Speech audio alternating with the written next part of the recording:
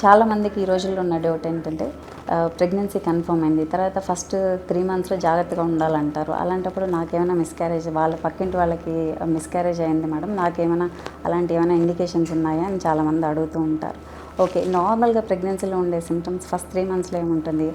వాంతి వస్తున్నట్టుండి అంటే వికారము, వాంతి, బ్రెస్ట్ డిస్కంఫర్ట్ ఇలాంటి కొంచెం కళ్ళు తిరుగుతున్నట్టుండడం ఇవన్నీ నార్మల్ సింప్టమ్స్. ఇలాంటి సింప్టమ్స్ ఉండి సడన్‌గా అవి తగ్గిపోతూ ఉండడం అదొకటి.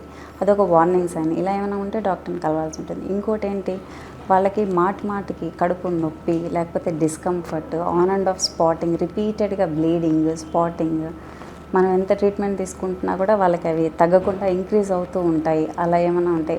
ఇంకోటి డిశ్చార్జ్ వెజైనల్ డిశ్చార్జ్ అనేది కలర్ చేంజ్ రావడం, మాటి మాటికి ఇన్ఫెక్షన్స్ ఉన్న వాళ్ళకి ఇలాంటి వాళ్ళకందరికీ మనకి ఏంటంటే అబార్షన్ అయ్యే రిస్క్ ఉంటుందని మనకి ఓ డౌట్ ఉంటుంది.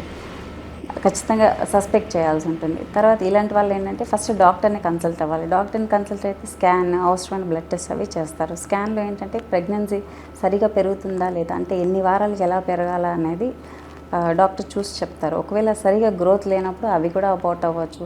ఇంకోటి ఏంటంటే బేబీ చుట్టూ బ్లడ్ కలెక్షన్ అనేది ఉంటుంది. అది రిపీటెడ్ స్కాన్స్ చేస్తే ఒకవేళ కలెక్షన్ ఫస్ట్ టైమే ఎక్కువ ఉంది అంటే రిస్క్ ఎక్కువ ఉంటుంది. ఇంకోటి ఏంటంటే మాటికి అంటే రిపీటెడ్ స్కాన్స్ అప్పుడు ప్రీవియస్ స్కాన్ కన్నా ఇప్పటికన్నా కలెక్షన్ ఎక్కువ అవుతుందంటే అలాంటివి ఏంటంటే ఆ కలెక్షన్ బేబీని పుష్ చేసి అబార్షన్ ఛాన్స్ అయితే ఉంటాయి. సో ఇలాంటివి ఏమైనా సిమ్టమ్స్ ఉంటే డాక్టర్ గారిని వెంటనే కలవాల్సి ఉంటుంది.